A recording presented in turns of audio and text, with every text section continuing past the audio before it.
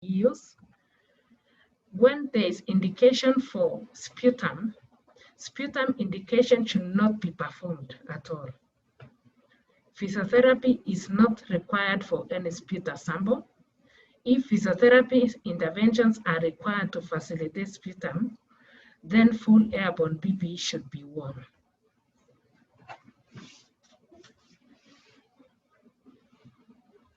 In a ventilated patient, tracheoaspirate samples for diagnosis of COVID-19 are sufficient enough. You don't need to use any other way. But here in Kenya, they still we use the nasal and the throat swabs. Any disconnection of the patient from the ventilator should not be done to prevent lung recruitment and aerosolization. If necessary, the trachea tube should be clamped and the ventilator disabled to prevent aerosolization. The sputum handling, all sputum specimen and request form should be marked with biohazard label. The specimen should be double bagged. The specimen should have the first 2 bags, the first bag in the isolation room by a staff member wearing the recommended PPEs.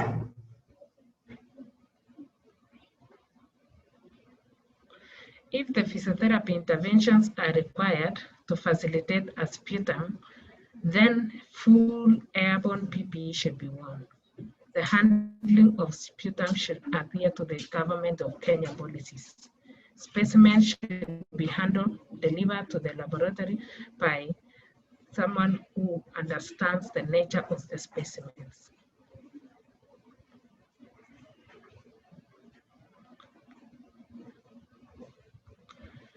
So from this point, I want to welcome Mr. Victor so that he can now continue as a person who is an expert in handling COVID-19 patients.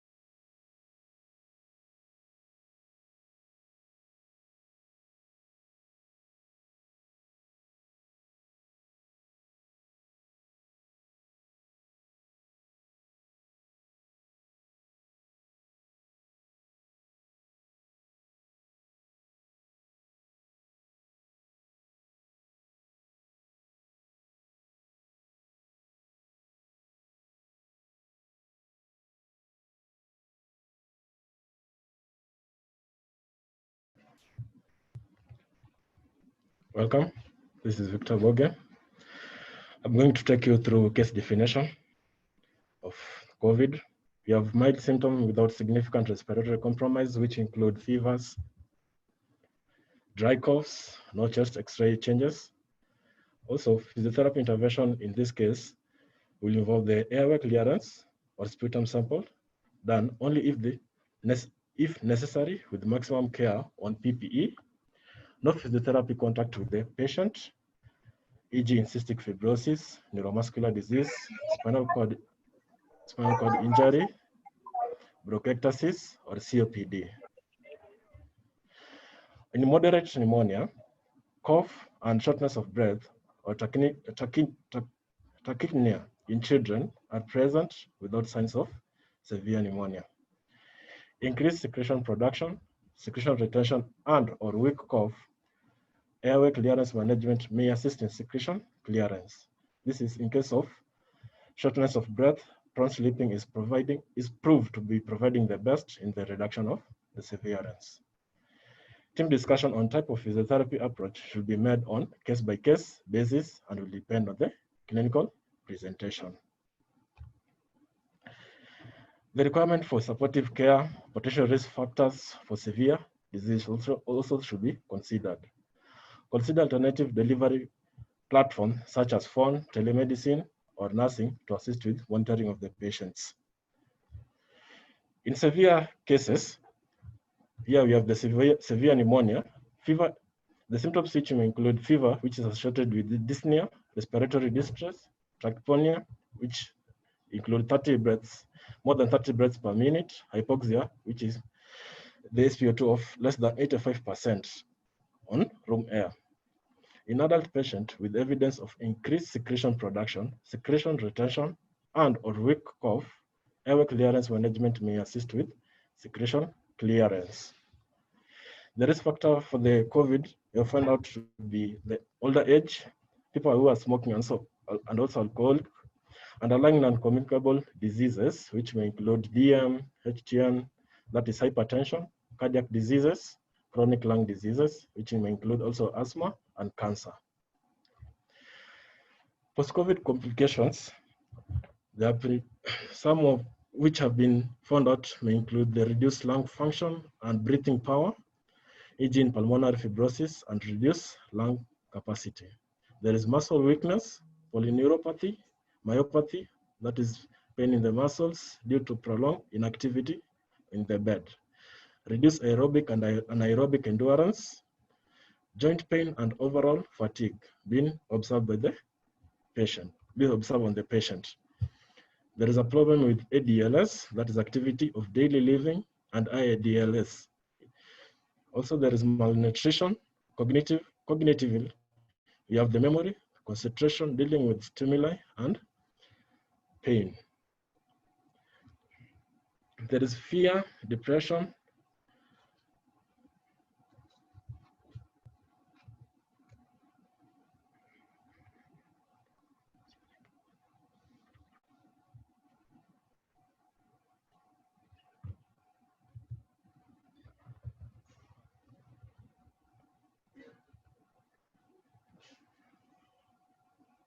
there is fear, depression, and post-traumatic stress syndromes, which may be associated in the complication of COVID. In the physiotherapy goals in COVID management, we have reassuring and re-educating the patient that COVID is like any other disease and they will overcome it.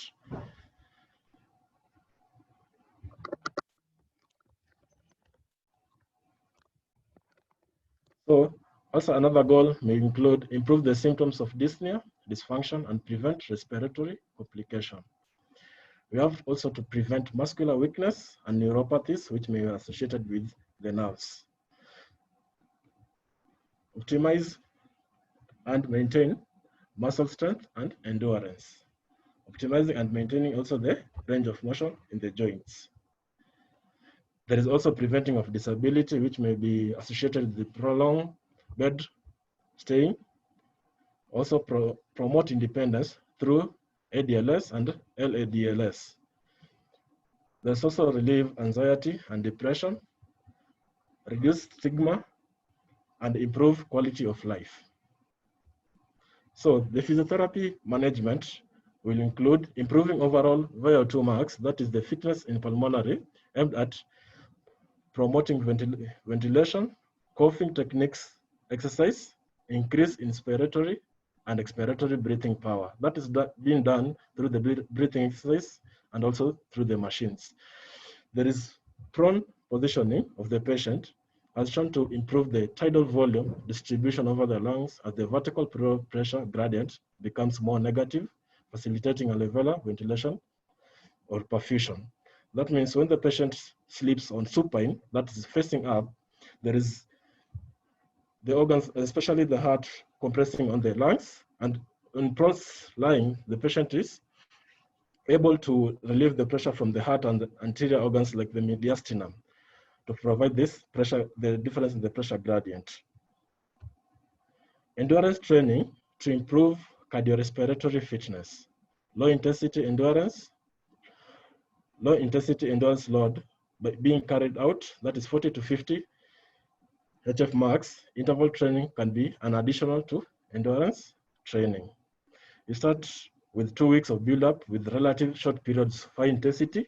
That is in progress. You can put high intensity of around 15 seconds and percentage of 80%. You have a low periods at low intensity, 2 minutes at 40%, and 4 to 8 to max 8 repetition. Effort monitoring takes place on the basis of vital signs that require the usage of the pulse oximeter by the physiotherapist. Other intervention may include strength training, which may include also the closed or the open chain. Specifically for our case, closed chain is most reliable. Monitoring is performed on the occurrence of joint pain during exercise and muscle pain after exercise. Education of the patient to improve therapy compliance and self-management is an integral component to a holistic approach. So patient reassurance and counseling, which will require health system providers, not only physio, but also the other cadres in providing the counseling and the reassurance of the patient. Patients recounting from COVID-19 must also ultimately be able to guarantee their fitness independence of their physiotherapy. That require more closely checkup, especially through the phones or through the home programs which have been delivered to them. Transfer of knowledge and the development of an active lifestyle among the client is therefore an important task for a physical therapist. We have the telehealth. This according to the government guidelines, is a home-based care, which the therapy must come up with new programs which will assist client in the self-isolation. Most patients who are asymptomatic require home-based exercise program as per individual requirement. The telehealth, which may include calling the patients at home, giving them a home program which will follow up. The physio must follow up independently with the patient condition. On individual patient conditions to be able to identify if there is any progress in the patient or there is maybe a decrease in the patient welfare. After that, we're going to introduce one of our staff, Mr. Joseph, to give us a careful definition on post-COVID experience. Welcome, Mr. Joseph.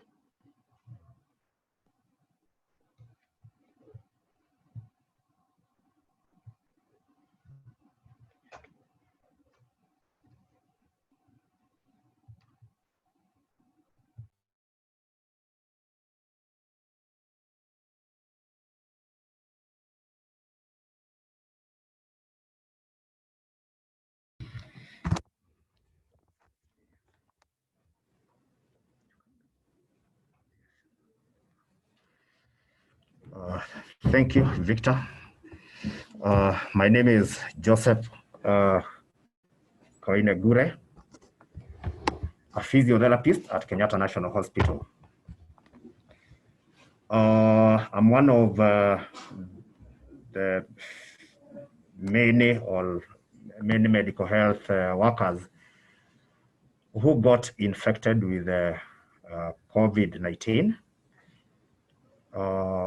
On my side, I'm also happy to report that recovery was very encouraging because in my case, I got it tough because initially I just started with a flu, but it's flu that progressed. Besides the fact that I was put on medicine, including staff clinic at KNH. After a few days, after a few days while I was still on medicine for flu, it became a little bit progressive. And within a week, one morning, I just woke up and took a shower. But interestingly enough, I could not manage to wipe myself because of breathlessness, you know, shortness of breath that was very severe. And at that time, I was able to get to the hospital the same day. And upon reaching casualty, my oxygen saturation was at 77. And basically I was put on oxygen mask immediately. And by the end of the normal procedure of being seen at casualty, COVID-19 test sample was taken. And within 3 days, the results were out. But as I was waiting for the results, I was being treated in private wing at KNH for severe pneumonia. I was put on oxygen throughout, but God is great. I did not go to an extent of requiring a ventilator. When the results were out, in 3 days, COVID was positive. At that point, my family also had to be tested. Unfortunately, my wife tested positive as well. But fortunately, my 3 kids tested negative. My wife was asymptomatic, and she did not require hospital admission, and she was advised to isolate at home. After the results were out on my case, that is in KNH private wing, I had to be transferred to IDU, that is infectious diseases unit, at KNH, because we have a facility here. At that point, when I was admitted in IDU, I was taken straight away to ICU for oxygen therapy. Remember, at this time, I was still on maximum oxygen therapy using a mask. I stayed in ICU for a number of days, like 7 days. At this time, oxygen weaning was in progressive, and let alone I was put on nasoprons. And in like 7 days of staying in ICU, I became I was able to do without oxygen therapy. And at that point, I was transferred to general ward of IDU, that is general ward of infectious diseases unit. And I progressed well until I took another like 8 days for me to be discharged. As my colleagues have said it here, it is true that physiotherapy is very important in management of COVID-19, especially to someone who was admitted, someone who was symptomatic like me. Because as I can say is that I remember being given a session of physiotherapy and I could not even do more than 3 squats. And I could not even believe it that these are the things that we normally do here at no cost. But basically my colleagues helped me. I was also put on chest physiotherapy, that is agility exercises, breathing exercises, which had to be deep. And the ward program was quite crucial because this is what kept me going in the ward. Remember, any physiotherapy program is not complete without a ward program or a home program. So basically, I was able to be a witness of how crucial physiotherapy services are in management of whichever case, but in particular, this one of COVID-19. After that, after discharge, I kept coming for some tests, I mean for repeat tests. I was discharged on 20th of July, having been admitted on 6th July. And it took me several tests, several repeat tests. And it also took me like 50 days from 6th of July for me to turn negative. But remember again, my wife, who was positive, took like a month to turn negative. So at this point of turning negative, in my case, that is roughly at 50 days, I got a swelling in my right leg, which when I came again to be seen in KNH staff clinic, an ultrasound was done and it confirmed right DVT. I was seen by Dr. I was seen at staff clinic. Later on, I went to consult Dr. Matilda, who is a physician, clinical hematologist. I was put on Clexane for 1 month. I've done 3 weeks. I'll be available for review next week. And I'm happy to report that the treatment that she put me on has helped me a lot. The swelling has gone. I'm back to work. I resumed work yesterday at KNH. And as I speak as of now, I just feel okay. I feel okay. The only thing is that I've lost like just like a few kgs, like 2 kgs. Because as you have heard, there is an issue of appetite, and sometimes you never know when you stay for a while, 2 weeks in hospital, basically challenges here and there, you are bound to shed a few kgs. But besides that, I don't have any other challenge.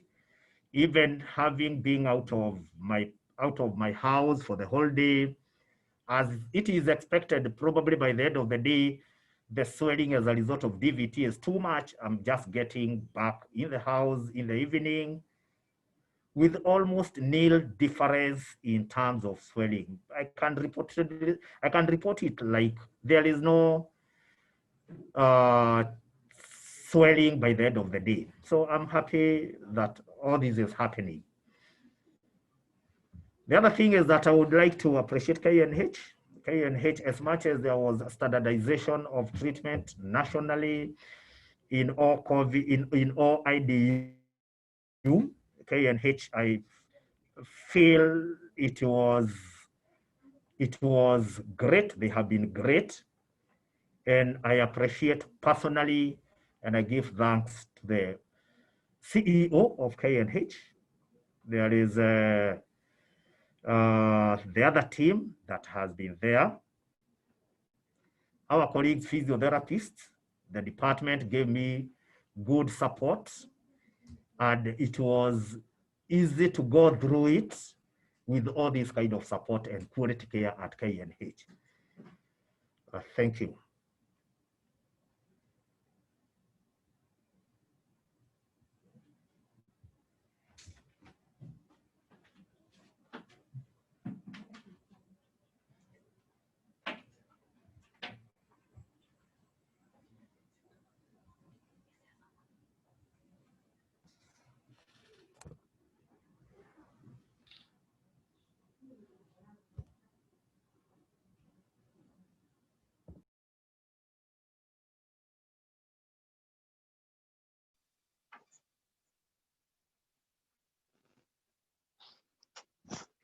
Hello everyone, my name is Miriam Muli.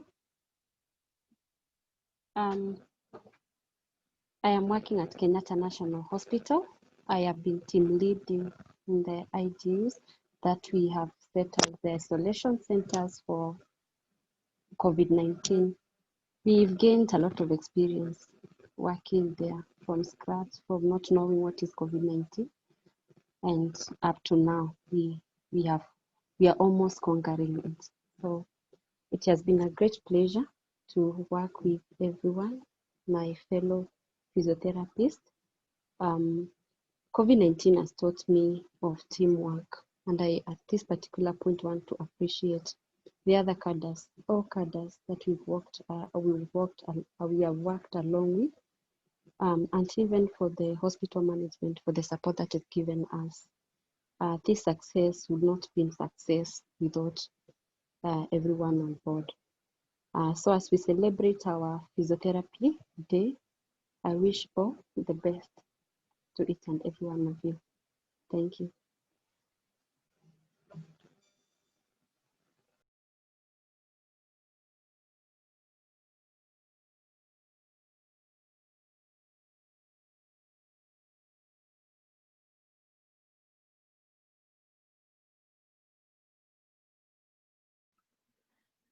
Thank you very much for all the physiotherapists who are in the panel, and every physiotherapist who's actually giving service in the community right now.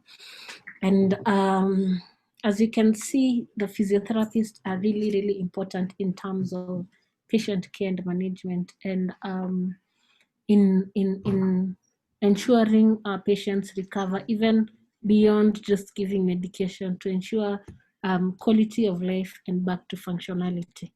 From the attendees, I can see several people who are wishing the physiotherapists a happy World Physiotherapy Day. Maybe right now we can start taking the question and answers. If you have any question for the physiotherapist, kindly put it on the question and answer box. There's a question here from Zakaria Kimengich. So when do you administer chest compression to COVID patients? And if you do, when, what's the criteria that you use? When do you stop?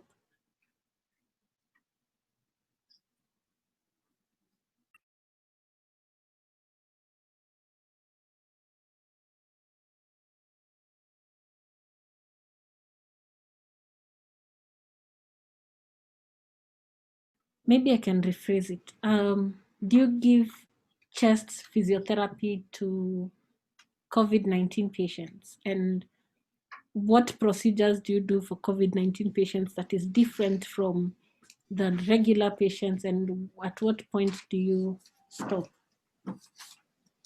Yeah, let me pick that question. Chest physiotherapy is key from the acute phase throughout, even after recovery. We have different procedures pertaining to chest physiotherapy at every phase of the disease, from severe, those who are hospitalized in the ICU. Miriam, we can't hear you. Maybe you can repeat. Yeah, okay, I'm talking about chest physiotherapy, and I've said it is key from, okay, yeah, it is a key procedure from the acute phase throughout, even after recovery of COVID-19. And we have different procedures from at different phases of the disease, from severe cases to mild, and to even patients who have been given a home recovery exercise program. Yeah, so in severe cases, for the patients who have been hospitalized in ICU, we've done chest physiotherapy, we've done postural drainage, suctioning, not forgetting the neuromusculoskeletal care. In mild disease, we have done breathing exercises, agility exercises, and strength training. Yeah, so yeah, chest physiotherapy is very key in management of COVID-19. Thank you very much for that response. And right now, the government has rolled out the home-based care for patients who are asymptomatic, or they can actually do their care from home. So how do you ensure continued care for those who are isolated at home? Is there like a platform where a positive patient can access a physiotherapist? How is the process?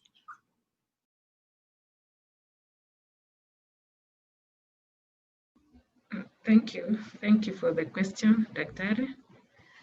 I would like to say that in our last slide, we talk about telehealth. And when we are talking about telehealth, we encourage patients, the ones that now our list of clients that we have, we give them a program of exercises to do as per the individual need. And we also encourage video chatting with them and giving them the exercises so that they can continue doing at home. Because from the time they are, if they are asymptomatic, they are encouraged to stay at home. And while they are encouraged to stay at home, they are likely to have reduction in, generally the musculoskeletal health goes down, reduction in activity. So we give them that program of exercises that they can do. And if there is any query where they do not understand, we give contacts. Our patients who are at home, we encourage them to call where they are. And we also find out the progress. How are they doing? If there is any change of symptoms with their vital signs, they give feedback to the physiotherapist so that we can make sure we are in constant communication with them. Thank you. Just to add on that, just to add on that, my name is Joseph Colley. What we need to, when these patients are at home, we need to encourage them to do a lot of breathing exercise because the disease attacks the lungs. So our body depends mostly on what we take in as oxygen, because that oxygen is what make us do whatever we are doing day in, day out life. So we need to, first of all, need to teach our patient, maybe through the programs that we are giving, teach a lot of breathing exercises, teach a lot of endurance on how to do, even if it's at home. Give them exercise that fit them at home, even if it is walking.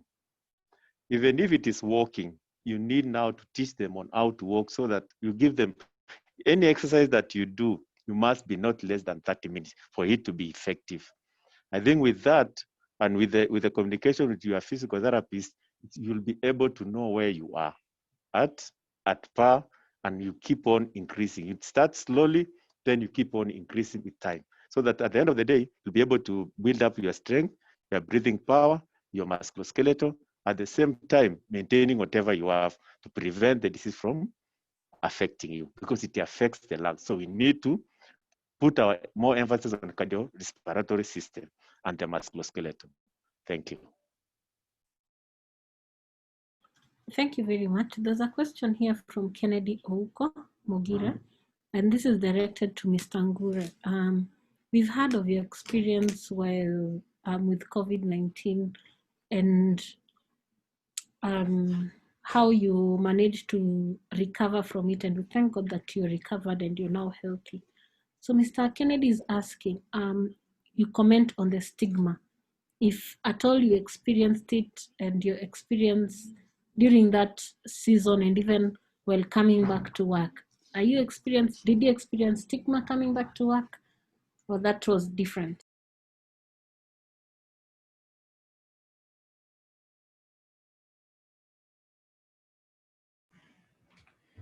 Thank you, Dr. And thank you, Ken, for the question.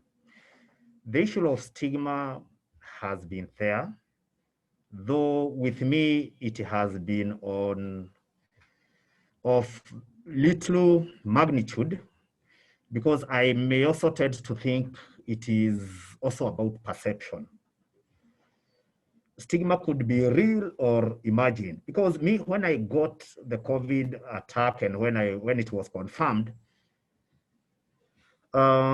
we agreed with my wife that, of course, that is when she was tested and she tested positive. And I told her, I brought the suggestion. Now let's get out and tell our friends that we have been confirmed to be COVID-19. By then, it was still a straight thing because we are talking of 6th of, the second week of July, which was quite a long time. So the issue of someone getting public that I have been tested and I have been positive, it was quite a straight thing. So what I did is that I went through my church group.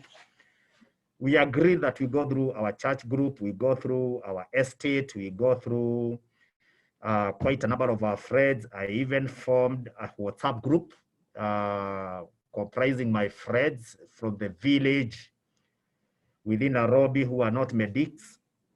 And we discussed our positive results publicly with our friends. So I was engaging like more than 600 people online, telling them that me and my wife, we have tested positive, and telling people that this is true, the disease is there, I'm in ICU. I even went to an extent of posting some of my images on oxygen mask, because I really wanted people to get it real, that COVID-19 is real and it's not a joke. And of course, the group was also offering prayers and trying to fight stigma and also creating awareness. And when I came out of the hospital, the acceptance was very high and very good, simply because I associate it with the fact that I had actually came out public, and I was telling people, now that everyone is challenging you to name any person who has been positive, tell them that I am that person. So it was so encouraging. And even the support that we got from our neighbors. I want to tell you, neighbors were delivering food stuff like milk. It was being brought in cartons. Surgical masks were being brought in packets, chicken, and everything that we needed was just being brought. Remember, at this time, my wife was still in the house, self-isolating, and our neighbors still felt comfortable to get in touch with us. Of course, my wife is a clinical officer. She was able to put it very clear that even as you interact with our family, we will have to keep, social distance, containment measures, and all that. So me, I can't really quote any instance that was so outright. Okay, I could see, meeting someone and probably someone changing route from far, but I could not really associate. I could not really tell whether this was as a result of me, because I also don't want to be so to be so judgmental. And also, as I was saying, stigma could be real or imagined. So in my case, Ken, I didn't see much to do with stigma. Thank you. Thank you very much for that response, Mr. Ngure. I think the answer is we take the bull by the horns, and I like that approach, that instead of waiting for people to stigmatize you, why not catch them by surprise and tell them that you have it and then hear what they'll say? Maybe that's a good approach to dealing with stigma. I don't know. There's a question here from Jane Jero, and I think it's a very pertinent question. Maybe there's someone who's at home and listening to this and is wondering, so what are the exercises that you'd recommend at home post-COVID? So what would you tell that person who might be listening to us? They're grappling with COVID, they're at home, maybe alone. So what do you tell them?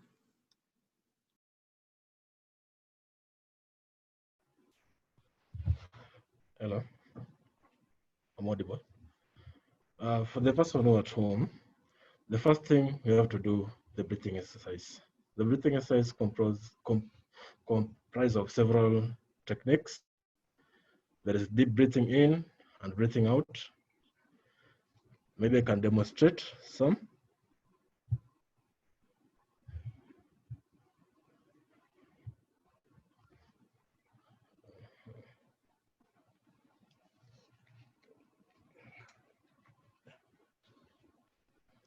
So for this person who has a trauma and needs this breathing exercise, you do a deep breath in through the nose and out through the mouth. You go like this, then out. In, and then out. That is the first exercise you can do. Another exercise, it's puff breathing. As being done by the smokers, we also can introduce it to breathing exercise. That means you go in slowly by slowly, and then out once. Slowly, then out once. That breathing exercise, you do deep breathing exercise. We call it diaphragmatic breathing, where you have to hold your diaphragm and then you breathe in.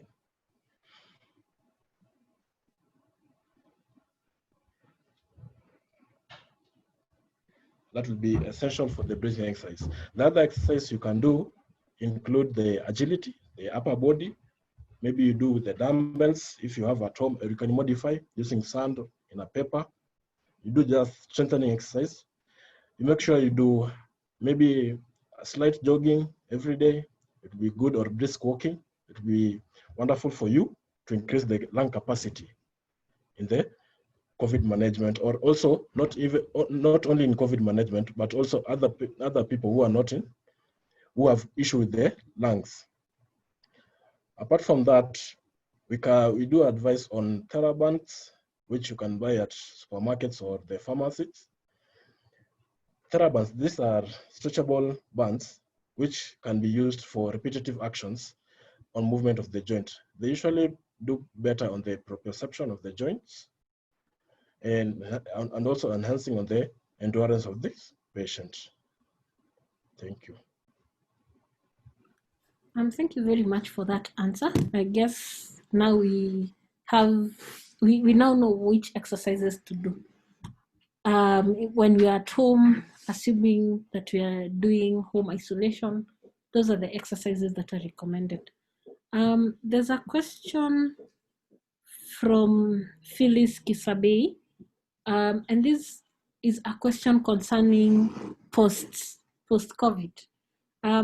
We know that COVID-19 is very novel.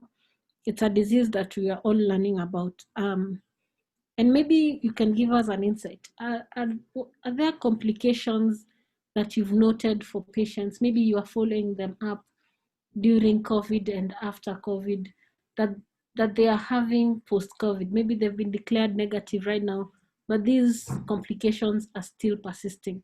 So which complications are you seeing and what would you advise?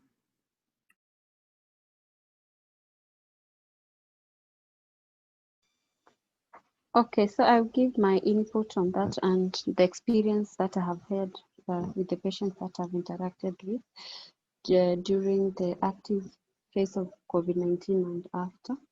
So I've realized most of the patients we've seen and discharged are still having a mild cough, a persistent mild cough.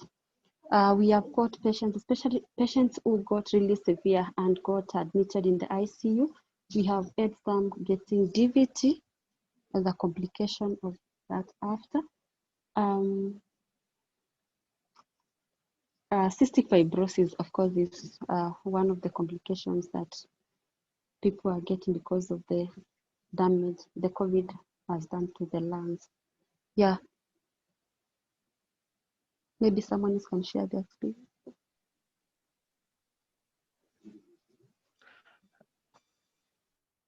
Hello, just to add on what Miriam has said, most of these patients come with the reduced lung capacity. So what we usually do for them, we put them on a program of chest physio. We usually do what we call lung function test to know the capacity of their lungs that is still functioning.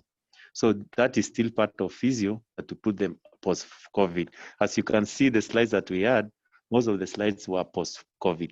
The program, the program is tailored for them to be, even after they test negative, they are still put on a program that still tend to enhance the cardiorespiratory system to function as normal as it was before. Thank you.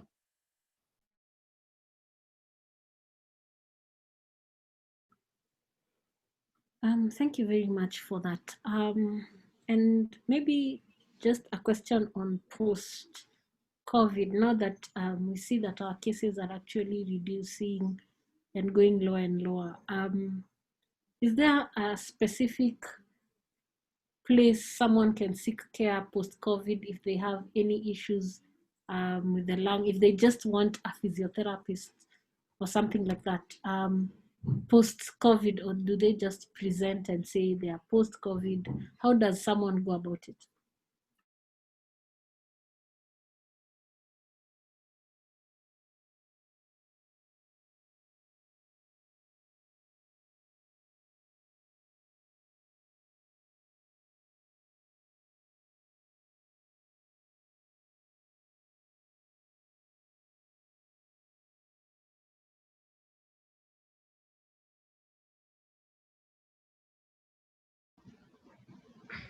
Thank you for the question. So far, we've not had any patient coming to seek physiotherapy services post-COVID. But in the event that they require during recovery, they are free to come to the outpatient physiotherapy clinic where they will be attended to and given a program of exercises.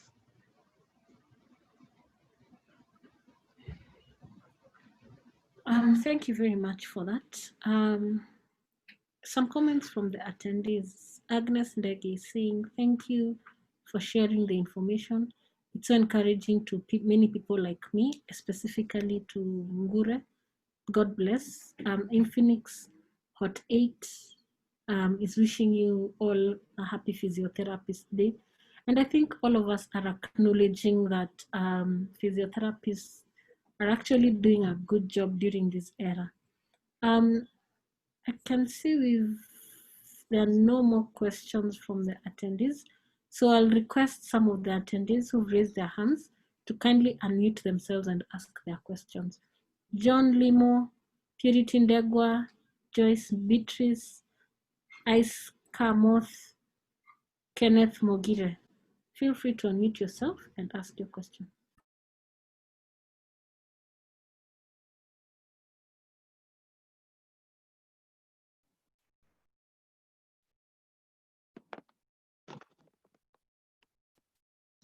Hi, Kennedy.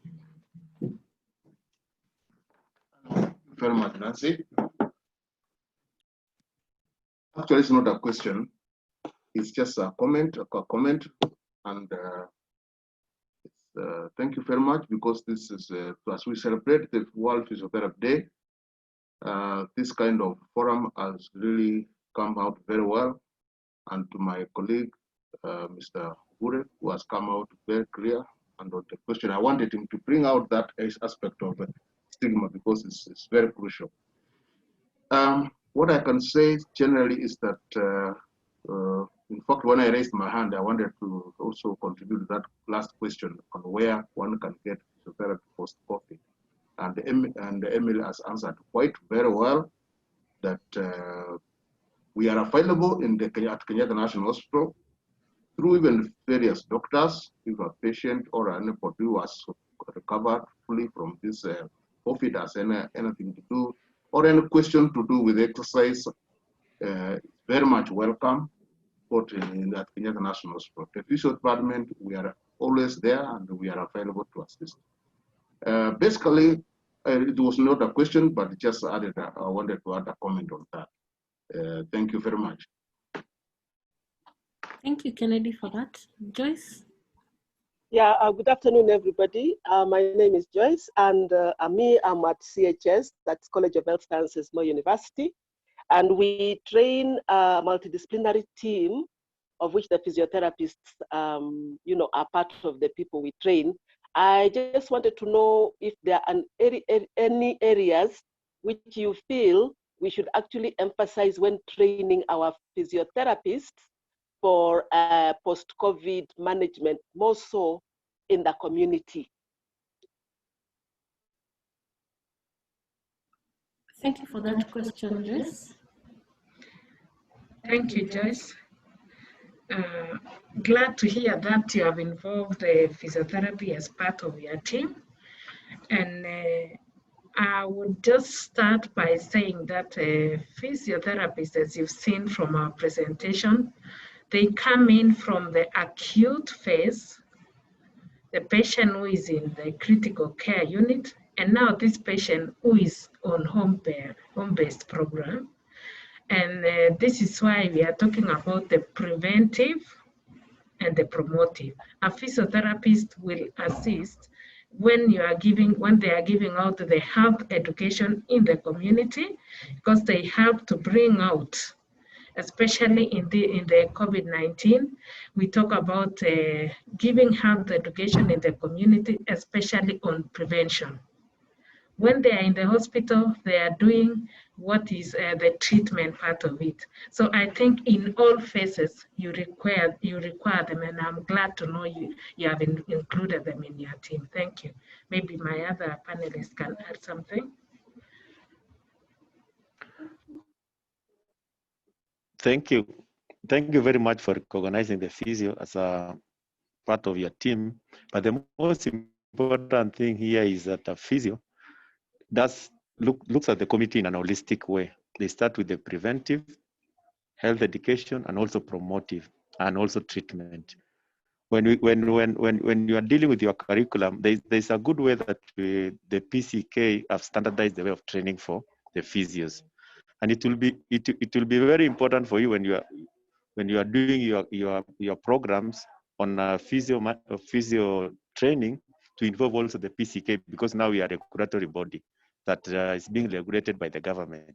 So we usually have what we call a standardized curriculum that all physios are the minimum that they must be trained on. But in all, it is good for you that you have recognized and you have seen the good work of physio that has come out in this era of COVID-19, and the importance and the contribution that they have made in the management of COVID-19. And thank you very much for recognizing us, and God bless you. Thank you very much for those responses. John Limo, Purity Ndagwa, you can unmute yourselves and ask the question. Hi, Iskamoth, feel free to unmute yourself and ask your questions. Even as they are unmuting themselves, Princess Limo is asking, please repeat the demonstration of lung exercise.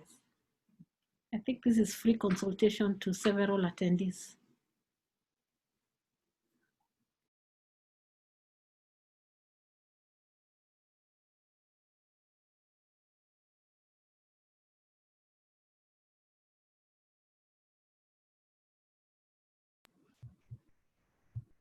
Okay, thank you.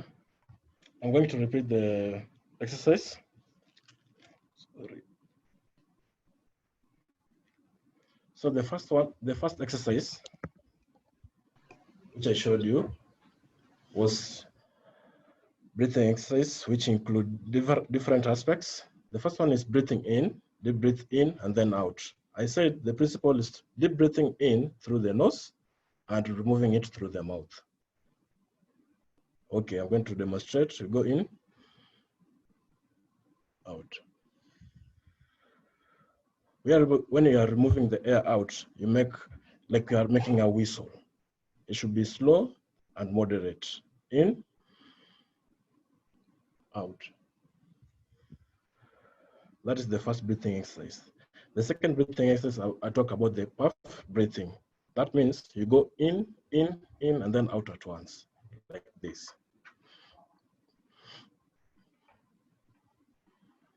Out. In, out. The third exercise I showed you is about the diaphragmatic breathing, which involves the diaphragm in the breathing and the abdominal muscles. So you have to put some resistance on your diaphragm. So you breathe in, out, in, out. I talk about also agility exercise. Agility exercise, which involves moving of the upper limbs, up, down, up, sideways, sideways, sideways. Also the lower limb. You can do high knees, if you know. Try also brisk walking. That means just walking fast. You can try another exercise. It is to stand and sit exercise. Stand and sit exercise, also improving the lung capacity. We have also the ankle and foot exercise, which involve just moving the ankle and foot whenever you're sitting or wherever you are. Just move the ankle up, down, up, down. That will do good for the musculoskeletal part. I talk about the therabands and also the dumbbells. Dumbbells, these are weights. Dumbbells you can do, they are necessary especially for the weight, for the endurance and for the strengthening. So dumbbells, you can start with 1 kg. If you're very sick, go to 2 kgs as you progress. Repetition, I can put a minimum of 10.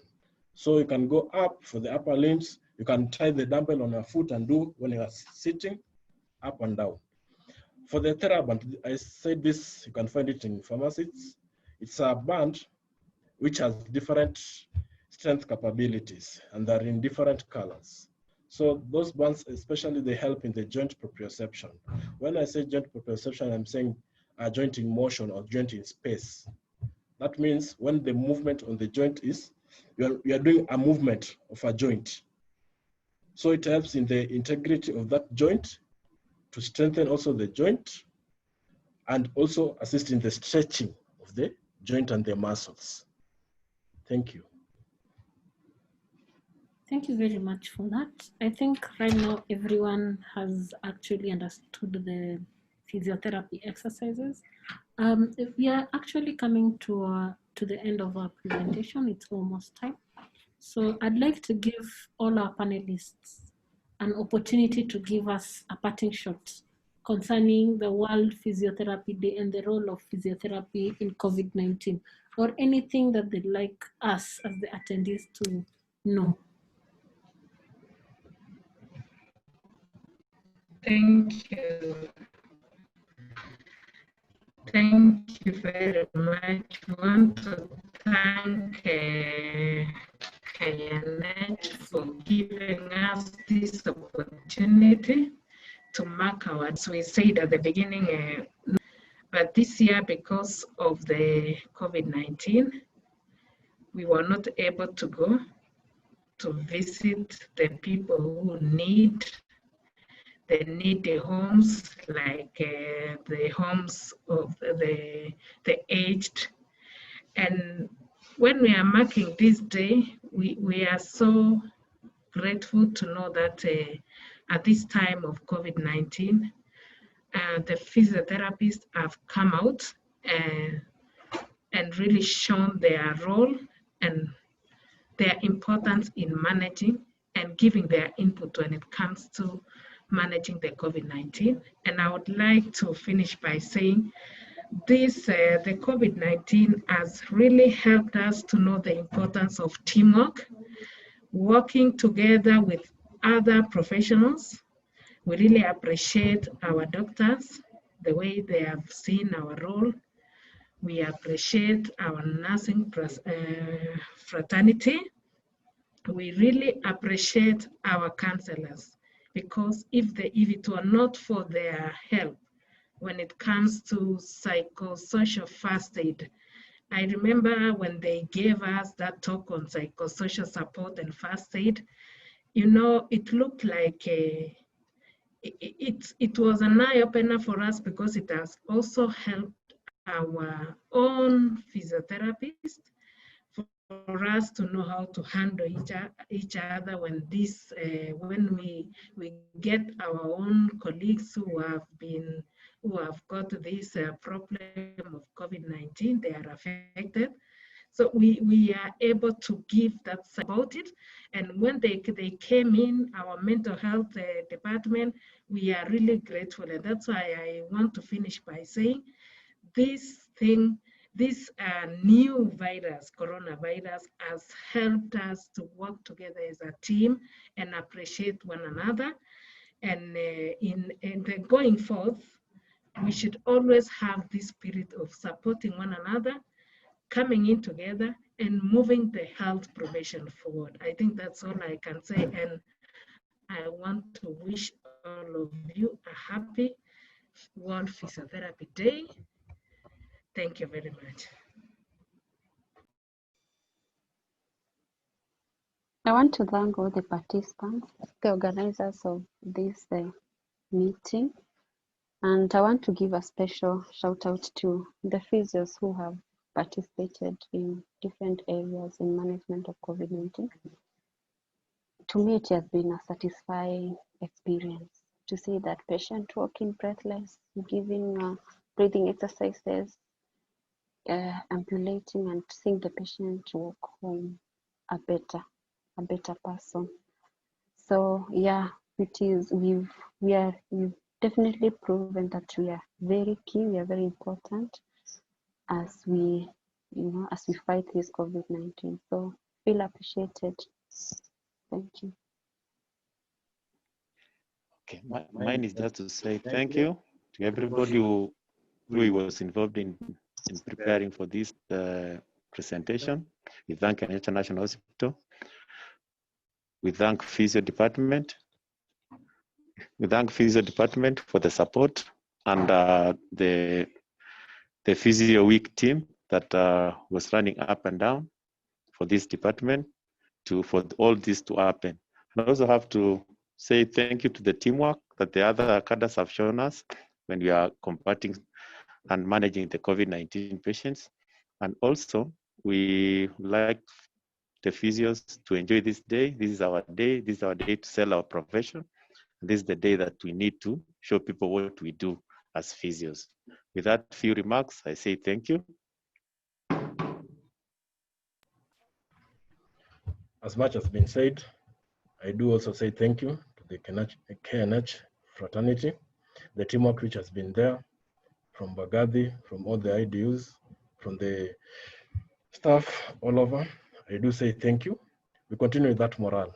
It will build us, it will build on the system, it will build on everything we do for the patient. I say thank you and God bless you all.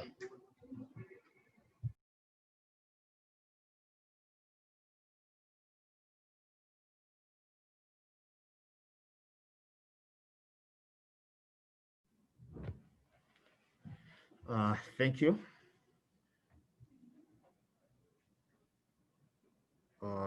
Thank you. I would like to appreciate the organizers of this sitting. It is part of the bigger picture of outreach, a platform whereby people can exchange notes, a platform where people can get to know what their colleagues are doing from the other far end. And basically, this is a step towards making physiotherapy great. To KNH, we don't take it for granted that you are able to offer this facility, and we appreciate this gesture.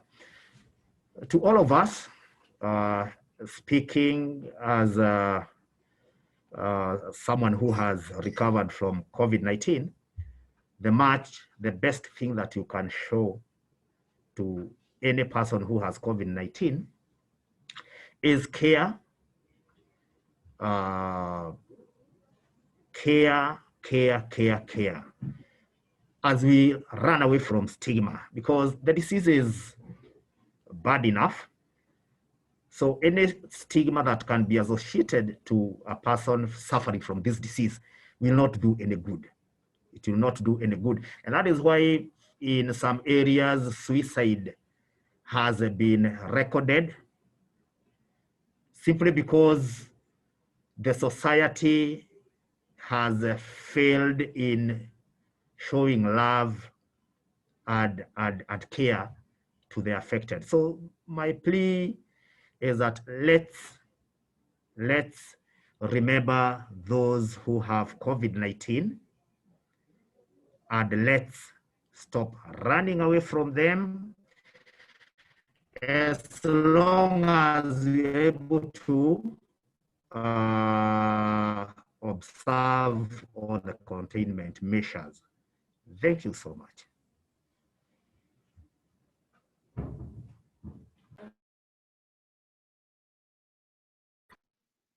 Thank you very much for that.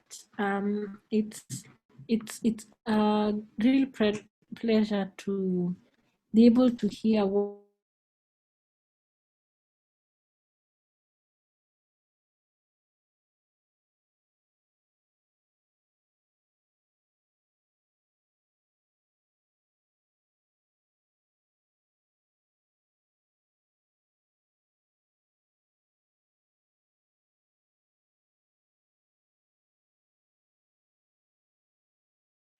I know some people are asking, so where do we get these presentations? We've been having several presentations on and off. And so if you can even move with me and Google Kenyatta National Hospital. Once you Google Kenyatta National Hospital, you will see at the top an area where it's marked COVID-19. So on that area, you can click and you'll see COVID-19 webinars and presentations. We keep uploading these sessions on the KNH website. So just Google KNH or Kenyatta National Hospital, then you'll see COVID-19, and then you'll see all the COVID-19 webinars and resources that have been uploaded there. And you can listen to them again and again and pick the sessions that you want to listen to. CPD points, concerning CPD points, kindly email us at knhcpd@gmail.com or cpdpharmacy@gmail.com. We are working really hard to try and resolve all the CPD issues, so kindly bear with us. Tomorrow we will be having our series, our medical legal series that we've been having every Wednesday. So, and our sessions are how do we stay in the practice and out of court? And this time we'll be hearing from the regulatory bodies, all the regulatory bodies, where they will show us and tell us their experiences and how do we, even as we try to stay out of court, what should we do, what should we watch out.